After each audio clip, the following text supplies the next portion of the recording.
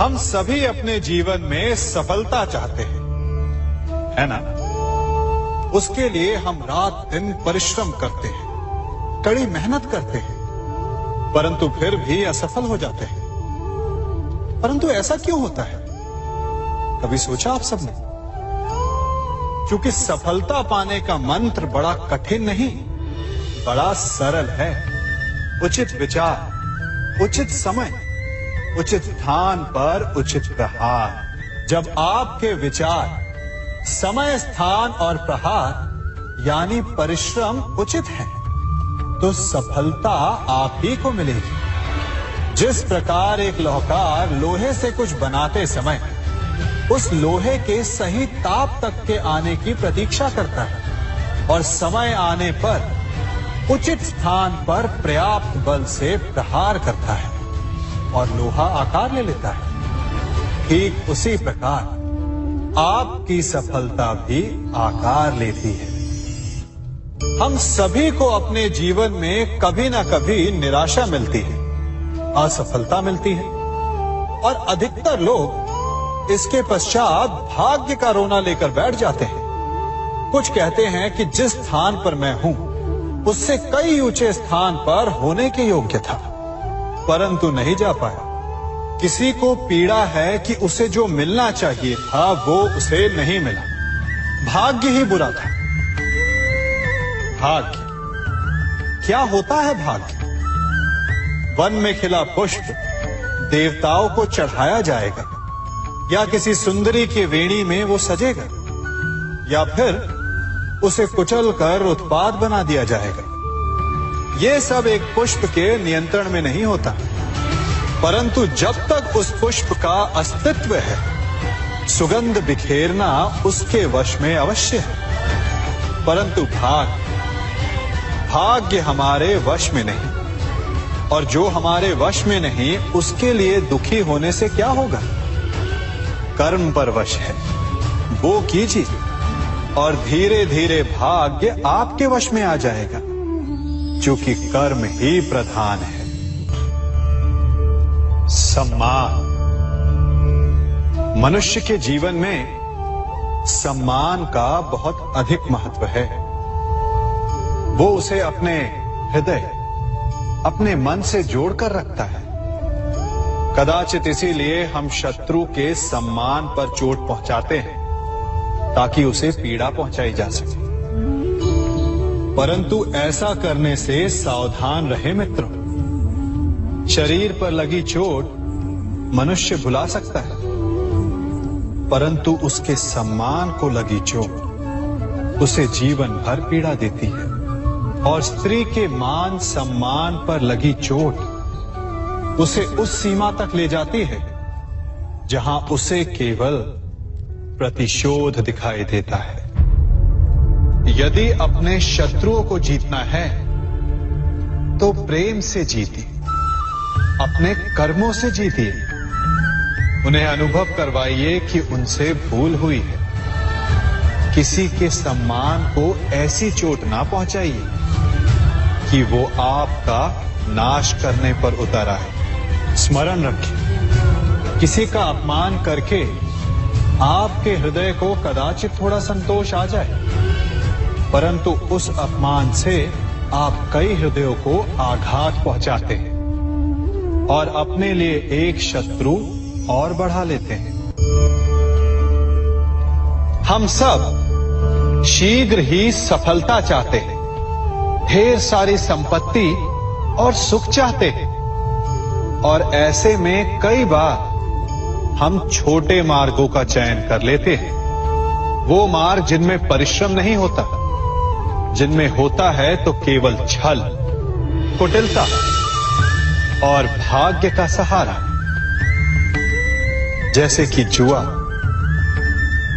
कोई जुए के खेल में धन लगाता है, कोई दांव लगाता है और ये भूल जाता है कि जुआ ऐसा दलदल है कि जिसमें एक बार गिरे तो सर्वनाश से पहले निकलना असंभव है। यदि आप जीते तो और जीतने की भूख बढ़ जाएगी, और यदि आप कुछ हार बैठे तो उसे पुनः पाने के लिए आप फिर से खेलेंगे। मनुष्य को ये आभास ही नहीं होता कि अपनी संपत्ति के साथ साथ वो अपनी मानवता, अपने संस्कार, अपना धर्म और अपना उत्तरदायित्व तक सभी जुए की भेंट चढ़ा देता है। इसलिए कुछ पाना है तो परिश्रम से पाओ। यदि कुछ जुए में जीता तो वो उतना शीघ्र ही खो दोगे, चूंकि उसे परिश्रम से पाया नहीं गया है और उसकी रक्षा करने के लिए आपके मन में स्वाभाविक प्रयास भी नहीं होंगे। क्षमा बढ़न को चाहिए, छुट्टन को उत्पाद। क्षमा इस संसार में शांति का, सुख का मूल आधार है। क्षमा आपके मन से प्रतिशोध और शत्रुता जैसे भावों को समाप्त करती है। परंतु क्या हर स्थान पर क्षमा आवश्यक है?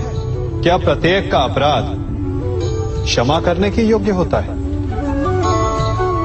नहीं।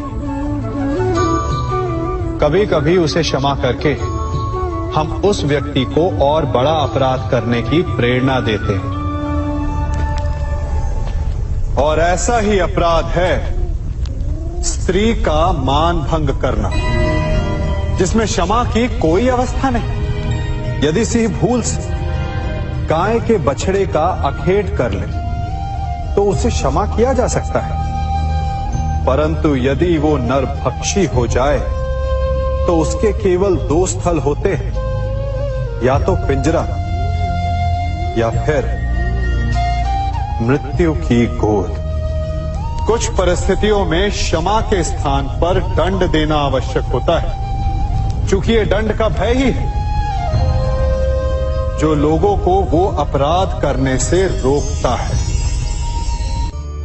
संसार में सबसे बड़ा क्या है?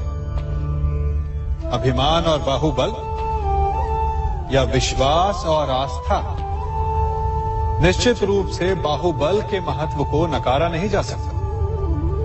मनुष्य अपने बाहुबल से पर्वत को मैदान बना सकता है, सागर सुखा सकता है, मरुस्थल में नदियां बहा सकता है, परंतु बाहुबल को सहारा होता है विश्वास का। यदि मन में विश्वास ना हो तो बाहुबल किसी काम का नहीं। वो कौन सा बल है कि मोर आकाश की ओर ताकते हैं? वो विश्वास ही तो है जिसके कारण वर्षा होती है और दोनों की प्यास बुझती है। परंतु जब आपके बाहुबल का सामना धर्म के विश्वास से होता है तो बाहुबल हार जाता है और जीतता है विश्वास। विजय होती है आस्था की। यदि आप सत्य के मार्ग पर चल रहे हैं और आप अपने इष्ट में आस्था रखते हैं तो किसी भी पापी का बल आपका कुछ नहीं बिगाड़ सकता। कभी सोचा है हमारा जीवन भी उस रेत की घड़ी की भांति है? जो रेत नीचे गिर चुकी है वो हमारा अतीत है, जो अब भी ऊपर है वो हमारा आने वाला भविष्य है, और वर्तमान ये संकुचित स्थल है जहां से धीरे धीरे करके रेत गिर रही है। अर्थात हमारे पास जीने के लिए यही एक क्षण है। उसका उपयोग कैसे करना है ये हम पर निर्भर करता है। जो बीत गया उसका दुख मनाना है या जो भविष्य में होने वाला है उसकी प्रतीक्षा में क्रोध करना है। सब कुछ करने के लिए यही एक क्षण है। प्रसन्न रहना है तो उसके लिए भी यही एक पल है। प्रतीक्षा करते रहोगे तो ये पल भी भूतकाल में बदल जाएगा।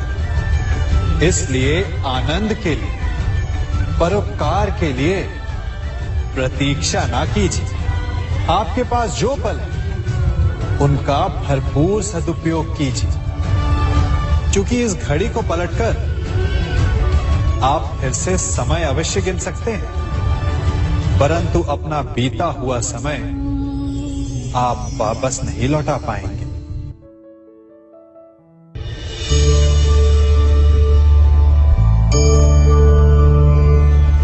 मनुष्य के जीवन में संतान का बहुत महत्व है।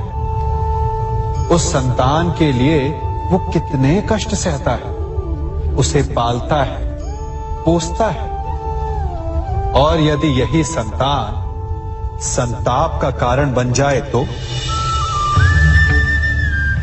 क्या ये उसका दोष है? अधिकतर ये दोष हमारे लालन पालन का होता है।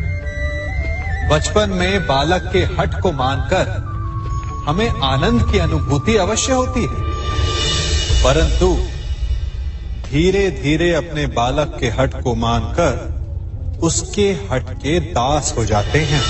एक हठी उद्दंड और असंस्कारी संतान उस सूखे वृक्ष के समान होती है कि यदि जिसमें आग लग जाए तो वो सारे वन को भस्म कर डाले। और स्मरण रहे, जब उसमें अग्नि लगती है तो सबसे पहले वो स्वयं के घर को ही भस्म करती है। इसलिए जब आवश्यकता हो तो अपनी संतान के हठ का विरोध करें, उसे रोके, क्योंकि यदि समय रहते ऐसा ना किया गया तो भविष्य में इस समस्या के परिणाम गंभीर हो सकते हैं। प्रतिज्ञा, वचन, ये सब मनुष्य ने समाज को सही दिशा में रखने के लिए बनाए हैं। वो मनुष्य ही क्या जिसके जीवन में नियम ना हो, जिनका वो पालन ना करे, परंतु समय के साथ चलने के लिए नियमों को बदलना भी आवश्यक होता है, क्योंकि ये आज का समय ही तो है जो बीत जाने के पश्चात इतिहास बन जाएगा। यदि आवश्यकता पड़ने पर नियम और प्रतिज्ञा भंग ना की जाए, समय की मांग के अनुरूप अपनी प्रतिक्रिया ना बदली जाए, तो इतिहास हमें कभी क्षमा नहीं करेगा। आवश्यकता पड़ने पर आपकी तोड़ी हुई एक प्रतिज्ञा, एक बंधन कभी कभी पूरे मानव इतिहास को बड़े विनाश से बचा सकता है। इसलिए नियम, प्रतिज्ञा, वचन कुछ नहीं, कुछ है तो केवल समय, जिसके अनुरूप चलने वाला ही सफल हो सकता है।